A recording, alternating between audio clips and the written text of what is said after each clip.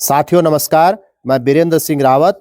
आज मैं आपको एक कविता सुना रहा हूं और ये कविता है जसिंता कैरकेटा की और ये कविता उनके काव्य संग्रह ईश्वर और बाजार में दी हुई है। इस कविता का शीर्षक है शोर मचाती लड़कियां। अगर आप इस कविता को सोशलाइजेशन के पर्सपेक्टिव में और विशेष तौर पर जेंडर सोशलाइजेशन के पर्सपेक्टिव में पढ़ने की कोशिश करेंगे, समझने की कोशिश करेंगे, तो आपको इसमें एक दो ऐसी बातें नजर आएंगी जो काव्य के अलावा सोशल साइंस को समझने में भी और सोशलाइजेशन को समझने में भी और सोशलाइजेशन के लिए जो प्रतीक चुने जाते हैं और उसमें भाषा का जो ऑप्रेसिव फॉर्म यूज किया जाता है और भाषा को एक ऑप्रेसिव टूल की तरह यूज किया जाता है, उसके कुछ प्रतीक आपको इस कविता में सुनने देखने को मिलेंगे। तो चलिए सुनते हैं जसिंता कैरकेटा की कविता शोर मचाती लड़कियां। बहुत बोलती हैं जो बचपन से उन पर फूंक दिया जाता है एक मंत्र, शांत लड़कियां ही होती हैं सबसे अच्छी।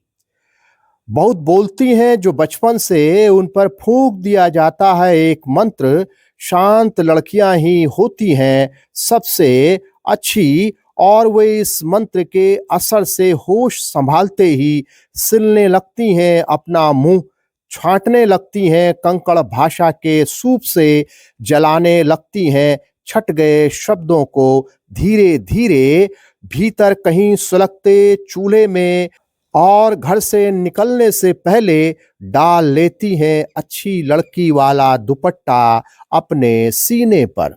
बहुत बोलती हैं जो बचपन से उन पर फूंक दिया जाता है एक मंत्र, शांत लड़कियां ही होती हैं सबसे अच्छी। और वे इस मंत्र के असर से होश संभालते ही सिलने लगती हैं अपना मुंह, छांटने लगती हैं कंकड़ भाषा के सूप से, जलाने लगती हैं छट गए शब्दों को धीरे धीरे, भीतर कहीं सुलगते चूल्हे में और घर से निकलने से पहले डाल लेती हैं अच्छी लड़की वाला दुपट्टा अपने सीने पर।